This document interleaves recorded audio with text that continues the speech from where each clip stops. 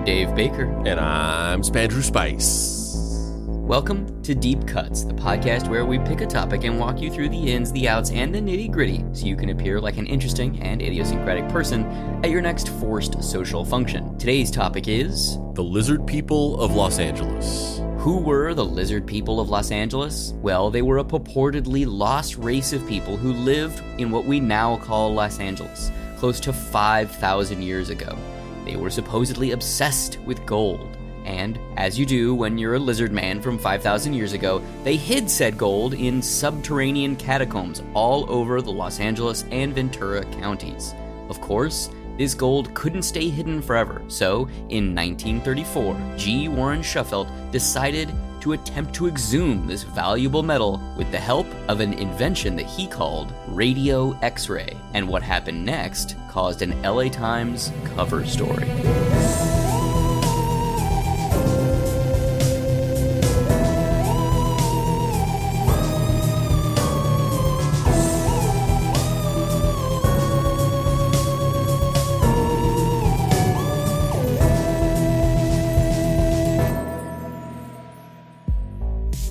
Act 1. Scaly things that go bump in the night. All throughout humanity's history, we've been plagued with a fear of those that came before. Subconsciously, we're still dealing with the reverberating echoes that a millennia ago, we pushed the Neanderthals into the proverbial primordial ooze and took their place as the king of the existential planetary hill. Yeah, fuck those Neanderthal bitches. Bunch of betas, if you ask me. Yeah, they like were inferior to us, I say, as someone who's probably a lot smaller than any existing Neanderthal would be. Oh yeah, those Neanderthals would have gobbled you up like a just an old Slim Jim. I've already made this joke about you being a Slim Jim, but it just rings true. That's when you know something's true, is whenever you make the same joke twice without realizing it. My aesthetic is, when anyone sees me walking down the street, they're like, "Damn, Slim Jim." Like if I was gonna be in a Japanese street fashion magazine, it would be called Slim Jim.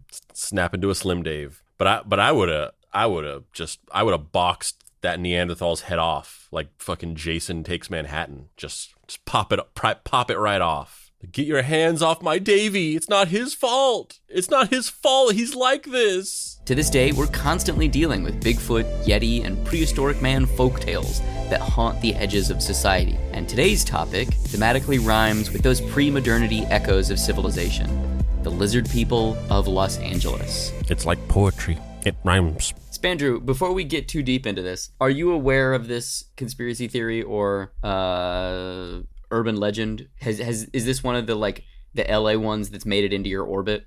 No, I've never heard of this before. Yeah, it's weird because we talked about this on the show a lot. It's our shared interest in like cryptids and kind of old school conspiracy theories, not necessarily newer kind of like QAnon type shit. Obviously I'm fascinated by that in a certain type of way, but not in a personal interest type of way. But for whatever reason, there are like... in a way, just that you would spend 9 episodes and an entire month cataloging literally every single thing that was connected to it in order, but not really interested in it. Not really. But there's a few like apparently notable conspiracy theories that I just, for whatever reason, never heard of. Like I remember whenever I was doing research for the QAnon episodes, I learned about one like apparently very common conspiracy theory, which was like the fact that people believe that there's some underground like network underneath the Denver airport, that there's some kind of weird Illuminati thing happening underneath the Denver airport. That's apparently a thing that's very common. I had never heard of that for whatever reason before those episodes. And I've never heard of this either. I've never heard of this until you showed it to me. The Denver one, just staying on that for a second, I love that thing, and I was vaguely aware of it before going to Denver. And then I went to Denver for a comics show, and there's alien stuff all over the Denver airport, and supposedly an entire duplicate airport underneath the airport. Like it's everything. Apparently, I've never fucking seen it, but apparently it's like every room and catacomb and fucking elevator, all of that shit that exists in the existing airport is duplicated exactly one for one underneath it.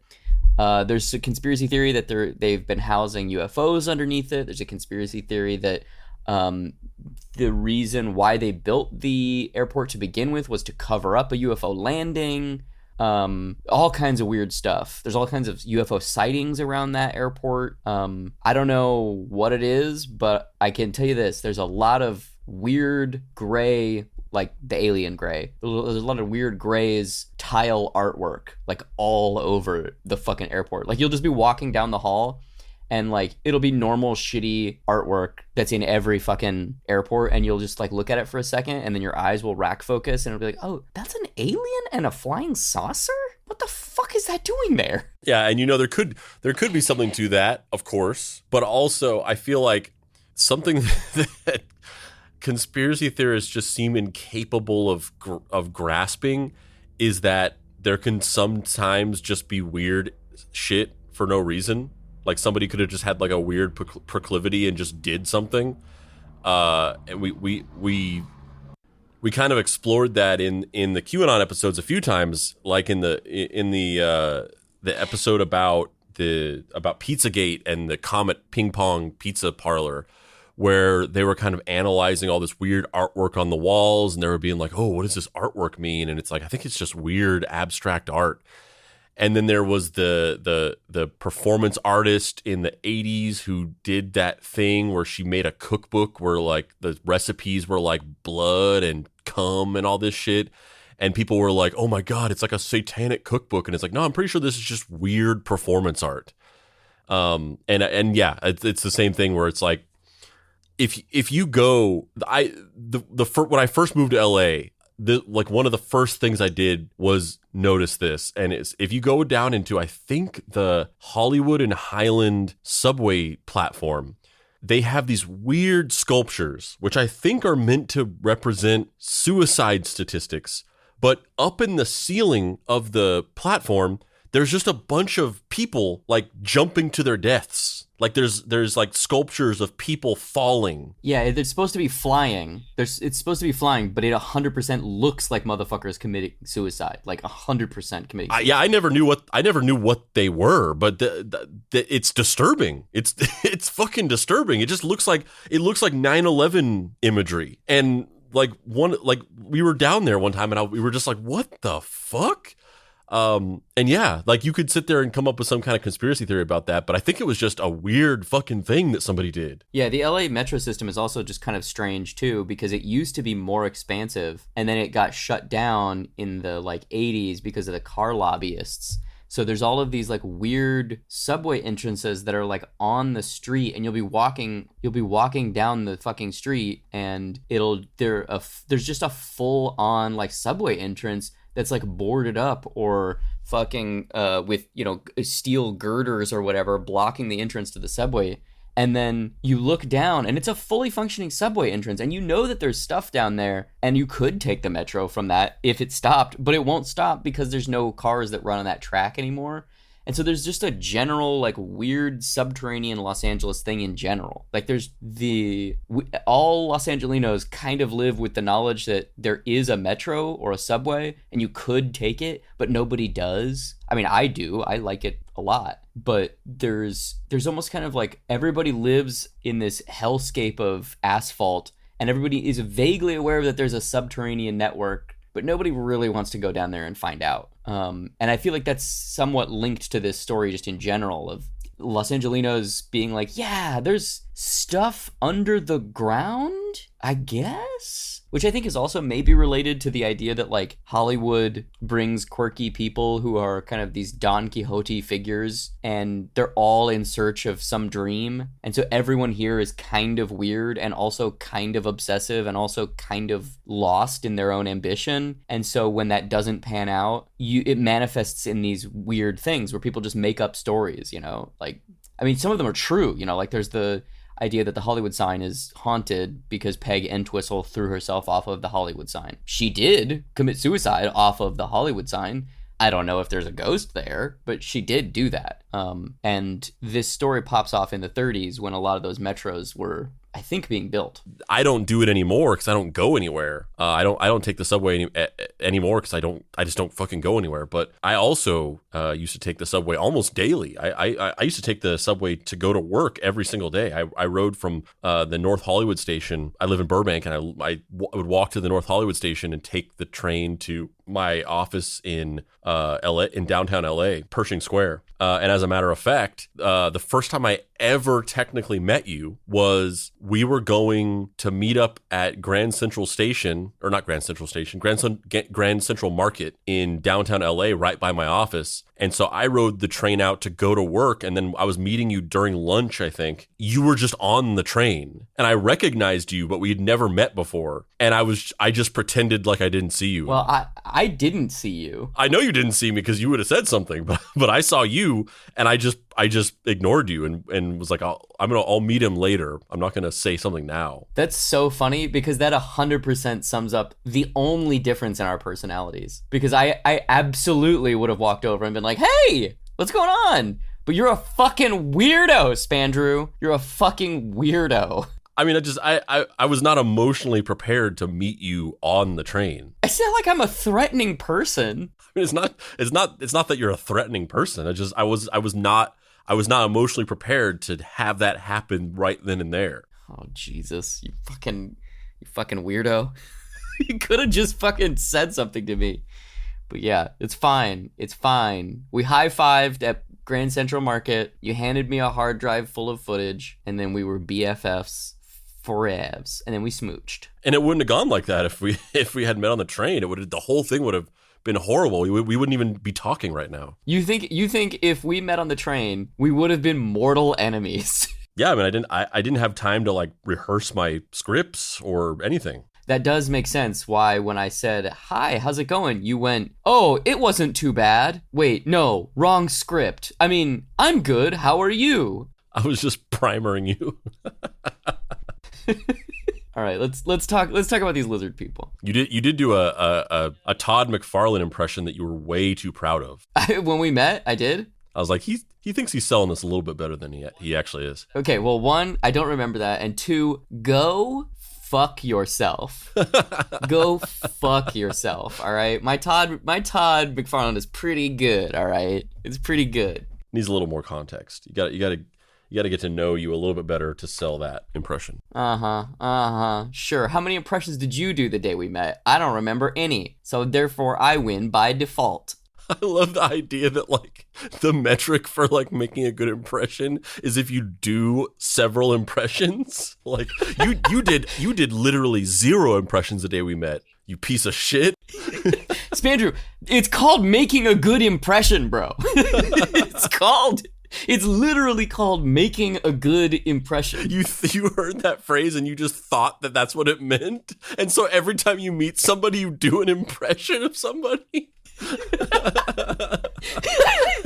I do impressions of obscure comic book creators to people who don't really read comics, and it lands every time. Or you think so, and then the people are just like, yeah, it's really weird. Like, he just does like this it made me think that he was going to constantly be doing impressions all the time, and then he kind of didn't really do any more after that. But for some reason, when we first met, he just started doing impressions. They're like, who's Rob Liefeld? Any other person's like, oh, you met Dave? Yeah. You're like, oh, did you just have a meeting with Dave? Yeah, he wouldn't stop talking about Willis Portacio. Who the fuck is Willis Portacio? Nobody knows, man. Nobody knows. All right, let's talk about some fucking lizard people. This is so stupid. The idea of the lizard people of Los Angeles would break big on the morning of January 29th, 1934. The LA Times ran a front page story about the supposed subterranean creatures with the headline, Lizard People's Catacomb City Haunted. The creatures and possible existence of a beneath-ground catacomb had been an urban legend for years. But when reporter Gene Busquet took interest in a man named G. Warren Shuffelt, that all changed forever. Okay, so the chief architect of, no pun intended, of this story is a guy named G. Warren Shuffelt. How would you describe this guy in these photos we got here? So he's posing outside of a Craftsman home with his device, the radio X-ray machine. He's wearing a leather jacket, a white or a tan shirt, black tie. He's got a little bit of a stern look on his face. How would you describe this guy, Spandrew? G. Warren Shuffelt looks like David Lynch in italics. Yeah, dude. G. Warren Shuffelt looks like a recently divorced dad attempting to bond with his son by quote-unquote going X-raying. He looks like my grandpa, honestly, if I'm being honest. Yeah. G. Warren Shuffelt looks like the type of guy that's suspicious of anyone that moves into his neighborhood that is not white. Well, that definitely describes my grandpa. It all checks out. Shuffelt claimed that he was convinced that the lizard people were real and that he had mapped their catacombs with a Hopi man named Little Chief Greenleaf. Greenleaf's assertion was that the lizard people had built 3 massive cities all along the west coast after a great fire had engulfed much of the west coast roughly 5,000 years ago. Tragically, these lizard people weren't literally lizards. They were humans who were obsessed with the symbology and iconography of lizards and thought that it was a totem that would bring long life. So basically, this dude, G. Warren Shuffelt, hooks up with this person who may or may not have been of native ancestry. Reports are conflicting. And this person went by the name Little Chief Greenleaf. I believe their legal name was something Levin. Their last name was Levin. I didn't write it in the script, but they were the ones who fully were pushing Shuffelt into this idea that there was this massive catacomb of subterranean chasms and rooms and safe vaults, ostensibly, that this previous existing civilization had established. And they were kind of like, the way that Shuffelt and Greenleaf kind of positioned it is that they were almost like West Coast Atlanteans. Like they were like a pre-civilization society. That they were also very wise, they were very intelligent, and they had access to technology and machinery that we haven't invented yet. And they used that technology, maybe through ancient aliens contact, maybe through just their own ingenuity, to tunnel and build this catacomb and these cities. Listen, I talked about this in the Dom and Her episode. Was that the Italian cult? Dom and Her? Was that one? Yeah. Mm-hmm. Dom and Her. Yeah. I talked about this in that episode, but anybody who can build tunnels underground, like, to me, that's all true. They are an advanced race of people far beyond our technology. Because I don't understand how that's done. Whenever I see, like, just the process of tunnels being built under the ground, like underneath cities where there's buildings, and then I don't understand that. I don't know how that works. Every time I see those Damanhur paintings, like, you run across them on the internet or whatever, it really scares me. Like those, I know I said that in the episode, but those Damanhur paintings are terrifying to me. There's a woman on TikTok who, very, very obviously is neurodivergent in some kind of way. And her specific hyperfixation is that she is obsessed with building an underground network of tunnels underneath her property. And she literally just single-handedly excavates out rock and builds these tunnels with like a jackhammer, and then just a series of like motorized like buckets and scoops that she's built into this little area, and she's just building a tunnel. And I'm just like, you're gonna fucking kill yourself. This shit's gonna collapse on you. I would never do this. Like, and I don't say that, like, I'm sure she clearly seems to know what she's doing, but because she's literally been working on this project for like years, and she actually has built tunnels and they seem to function. But I just mean, like, from my perspective, I would never do that, because I'm just like, I would be fucking dead in like a week. My shoddy craftsmanship would just collapse in on me. Yeah, I see her videos fairly frequently, and every time I have that same thought. My initial thought is just like, this is really dangerous. And then immediately after that, my thought is like, this would make a good horror movie. Just like a Descent type thing. Somebody who gets obsessed with tunneling and then like House of Leaves themselves into their own property, and then they die, and then they come back as some sort of vengeful spirit, and we follow the next people who buy the home. Yeah, I mean, I feel like that is kind of just what she's doing. She's just like lost in this like decade-long project of just building tunnels for no clear reason other than just she's fascinated by doing it. It's totally House of Leavesian. Very Danielewski-esque. This civilization, much of the information about it having been lost, built their subterranean cities in the shapes of lizards. The head of the lizard supposedly started around what we now have as Dodger Stadium, and the tail stretched all the way to the downtown Central Library. Some additional reports indicate that the tail may have stretched all the way out to the ocean. Sheffield became highly enamored with the idea of finding this civilization, unearthing it, and capitalizing off of its gold. Greenleaf and Sheffield believed that the key room, a secret safe or vault room, was located under Fort Moorhill, a military base that was housed near a high school. Why did these lizard people keep gold, you might ask? Well, because they have 37 gold tablets encompassing all of their knowledge, social norms, and credos inscribed on it. Sheffield claimed that he had seen these tablets with a device that he created called a radio X-ray device. And I'm not exactly sure how this device works, but it appears to be a simple X-ray and filmic device where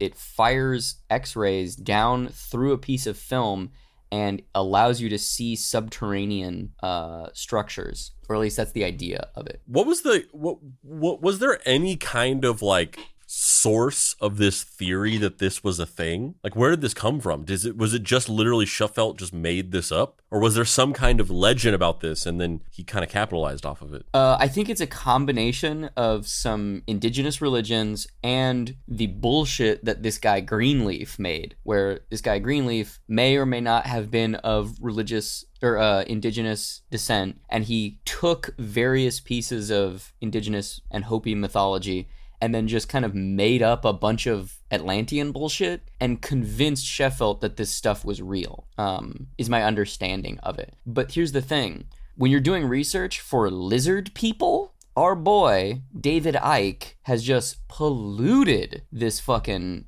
topic. So you can't really research lizard people of Los Angeles without just being overrun by the reptilian conspiracy theory, which is super frustrating because you start reading articles and you're like, oh, whoa, this is this is another reptilian thing, which is very different because remember, the lizard people are humans who just love lizard iconography and built a society around lizards. Whereas reptilians are aliens from another dimension who've come to our world and wear human skin and lurk among us, manipulating our political and power structures. Yeah, it's so weird how the naked anti-Semitism of the reptilian conspiracy theory and a lot of those conspiracy theories is like, it's been so thoroughly context laundered that like just like progressive and leftist and liberal people that I know and see just casually throw out stuff like saying like Mark Zuckerberg is a reptilian. Like they'll just, say stuff like that because a lot of people just don't like Mark Zuckerberg and a lot of these like tech billionaire dudes. And they'll just casually just refer to him as like a reptilian. And you're just like, you realize what that means, right? Like that's bad. That's not a good thing to say. So here's the question. If you were a local city council member in Los Angeles in 1934, and this guy comes to you and he's like, hey, I want to like dig and find some fucking gold, bruh. Do you think that you would give him permission? He seems kind of like a crackpot, right? You probably wouldn't, right? Well, you'd be wrong because that's exactly what the city council did in Los Angeles in 1934. That's so wild. Like we kind of bump up against this every once in a while where simultaneously I feel like just shit in our society has just gone off the rails and just like the truth doesn't matter anymore. And the increasingly extremist viewpoints of politicians and people with like actual authority has seemed to just gotten crazier and crazier. But also maybe not. And maybe it just always has been this way because at least I don't think now that anybody would let some random crazy person dig for gold in the city of LA. I think at least that wouldn't happen. The local Los Angeles government authorized a dig as long as they received 50% of everything that Sheffield discovered in his subterranean catacombs. He surveyed the Fort Moorhill site extensively, finding what he believed to be cavernous subterranean tunnels where using his X-ray device. Digging commenced, but nothing was found despite having dug for 250 feet down. Well, yeah, no shit, because it's all bullshit. Like You thought there was a fucking lizard-shaped tunnel full of gold? You fucking fools. What's even crazier, though, is that he actually was right. His X-ray device, well, this is spoiling a little bit later, but his X-ray device found natural gas tunnels that were subterranean to Los Angeles that we have since found. The problem is they're not 250 feet down. They're like way the fuck down there. So ironically, he was wrong and wasn't wrong at the exact same time. Well, yeah, and that makes sense too, because they mine a lot of natural gas and oil from under Los Angeles. Morale for the project collapsed, however. Sheffield left the public eye disgraced, and the city abandoned the project. They were worried things were getting far too dangerous, which was exactly right, as they were too dangerous. Spandrew, what is this headline, front page 1934 Los Angeles Times say? First of all, I'll just have to say that this is the best headline ever written. But unfortunately, as we know, it's not nearly as cool as it actually sounds. And also, there's just a huge glaring typo in this headline. So the headline is Lizard People's Catacomb City Hunted, which is just like the best, coolest combination of words, I think, ever. But also people is just spelled wrong. It's spelled P-E-O-L. Oh my God, people is spelled wrong. What the fuck? It's pupil. Yeah, this is like a headline on a newspaper, and the huge just headline, the word people is misspelled. The subheading says engineer sinks shaft under Fort Moorhill to find maze of tunnels and priceless treasures of legendary inhabitants by Jean Busquet. You want to read some of this just a little bit? Busy Los Angeles, although little realizing it in the hustle. This is worded strange. Busy Los Angeles, although little realizing it in the hustle and bustle of modern existence, stands above a lost city of catacombs filled with incalculable treasure and imperishable records of a race of human further advanced intellectually and scientifically than even the highest type of present-day people is the belief of G. Warren Sheffield, geophysical mining engineer now engaged in an attempt to wrest from the lost city deep in the earth below Fort Moorhill the secrets of the lizard people of legendary fame in the medicine lodges of the American Indian. Just extremely strangely worded. It's just super weird. It's very odd. That was, to read that, I kind of almost don't even realize, I kind of don't understand what was even being said, because it's just worded in a very strange way. Busy Los Angeles, although little realizing it, in the hustle and bustle of modern existence, stands above a lost city of catacombs filled with that's so strangely worded. Yeah, it's super weird. So just to summarize this story before we get into the little weird addendum here, this guy, G. Warren Sheffield, is chiefly responsible for projecting what at that point had only been like an urban legend and only really in the greater Los Angeles area of the lizard people of Los Angeles into a much wider pop culture status that was noted nationwide. But even so, still like very B tier, C tier urban legend. Like it's not like your Jersey Devils, your Bigfoot, your Mothman, like, it's not a globally or even nationally recognized thing. It's just something that a lot of people are kind of vaguely aware of. And also, it gets context laundered in the day, and most people don't understand that it's a race of humans. They think they're literal lizard people, which I also really love. I kind of wish they were just lizard people, but unfortunately, they're humans who are obsessed with lizards in an advanced society 5,000 years ago that was destroyed by fire. This dude, Greenleaf, comes to G. Warren Sheffield and is like, hey, let's go mine some gold, bro. And then it's unclear if he's in on the scam and they were trying to money launder, or because there's another conspiracy theory that G. Warren Sheffield and this Greenleaf guy were in cahoots to get money from the local California government to pay for construction contracts to dig under Fort Moorhill in order to not succeed and keep the money producers style. Yeah, that was the question. That was the question I was going to ask was this Greenleaf guy who was just like selling this grift and Sheffield just bought into it? Or was it the two of them teaming up to scam other people? Take your pick. Nobody knows, but there's conspiracy theories both ways. That he was getting duped or that they were both in on and duping the local government out of money, which is one of the reasons why he may have rage quit and vanished so quickly and just been like, yeah, I guess there aren't any lizard people. Bye. I'll take the rest of this money and leave. I was wrong. Yeah, turns out not right. Goodbye. It was worth a shot, though. We all gave it that college try. And that's really all you can, at the end of the day, you can just be proud of that, you know? That's all you need. Yeah, we tried. We didn't try all that hard, but we tried.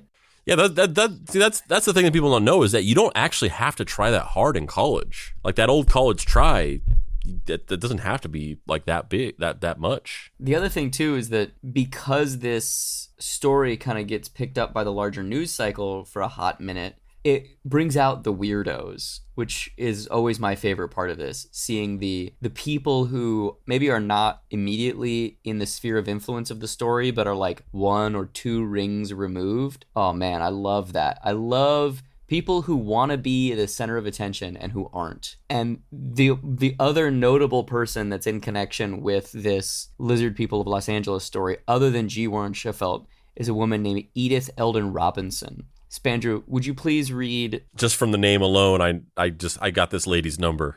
Would you please read this this newspaper heading? This is just the first paragraph and the headline. Case record of vision of a vanished civilization in the Californian area. Miss Edith Eldon Robinson of Pico, California, under date September 26, sent the editor a fully attested account of a vision she had when in the company of friends on the evening of December 22nd, 1933. This vision, if veridical, would suggest clairvoyance in time, the subject's attention being focused successively on 2 periods of bygone and submerged civilization, one of which, by far the more recent, bore the marks of a culture of surpassing excellence with a development of art and architecture superior to anything now existing. The second vision imaged a much older and more deeply buried stratum of civilized life. Its outstanding peculiarity was that with a subterranean one. A vast city was presented to her view in mammoth tunnels extending to the seashore. The idea suggested to her mind was that these tunnels were constructed for safety in case of surprise by marauding bands. Also that they afforded means for water transit. Literally just her name. I just heard her name, Edith Eldon Robinson, and I was like, oh yeah, psychic visions, clairvoyance, maybe a ancient being possesses her and speaks of old times. Like just the name I knew. Yeah, I mean, and she's obviously coasting off of the like, oh, I'm not gonna say that I had a vision of the lizard people, but also like this was just in the news that there's a subterranean society of people and maybe it goes all the way out to the ocean. Yeah, me too. I definitely had that vision that coincides exactly with what you're describing. Oh, wow.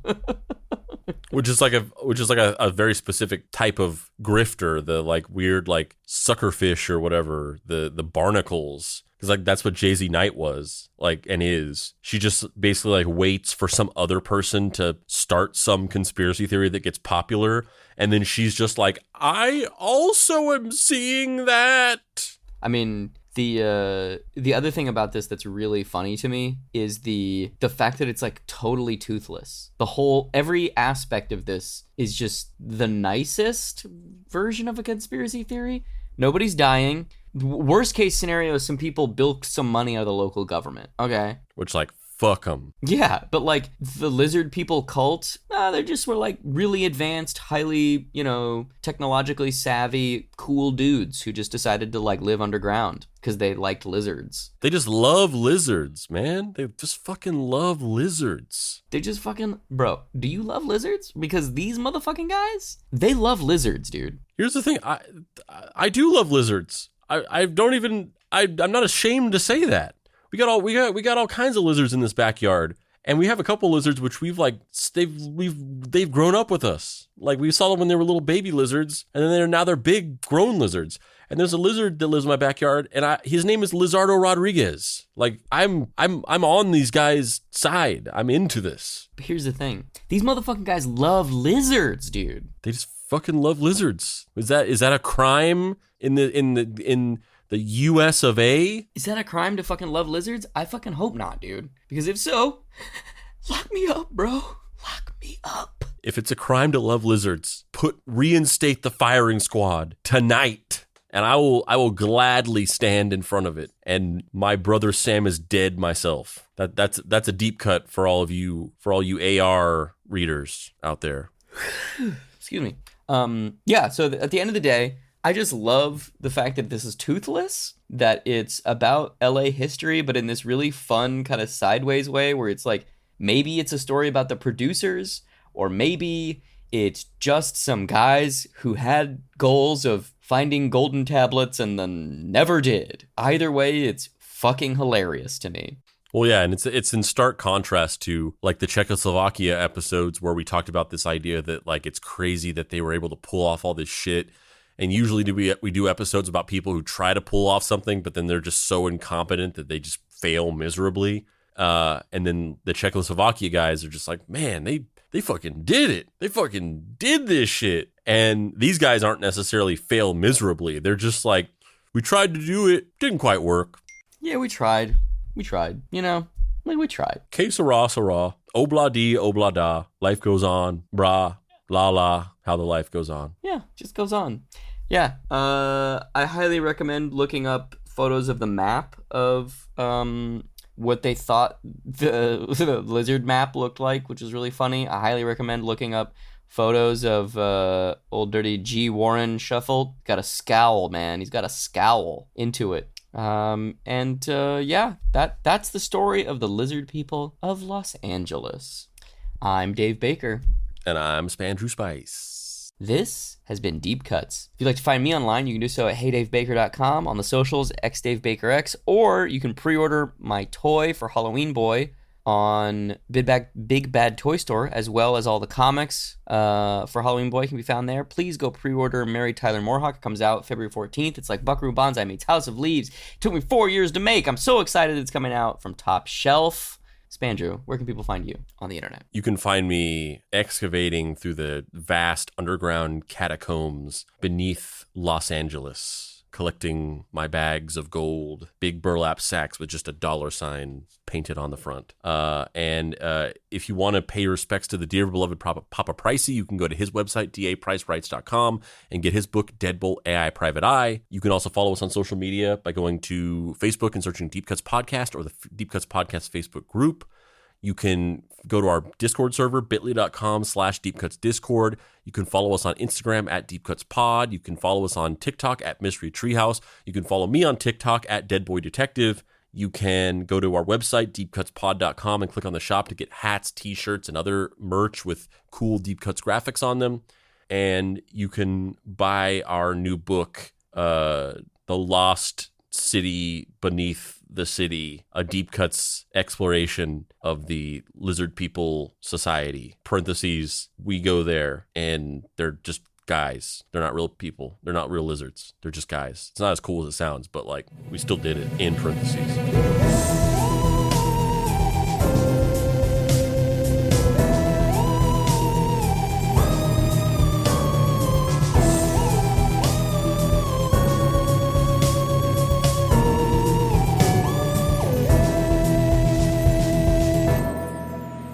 Deep Cuts is a production by Boy Genius Media. If you'd like to find this show and others like it, please visit boygeniusmedia.com or deepcutspod.com. If you want to join in on post-episode discussions, please join the Deep Cuts Podcast Facebook group. Finally, subscribe to our YouTube channel for additional video content.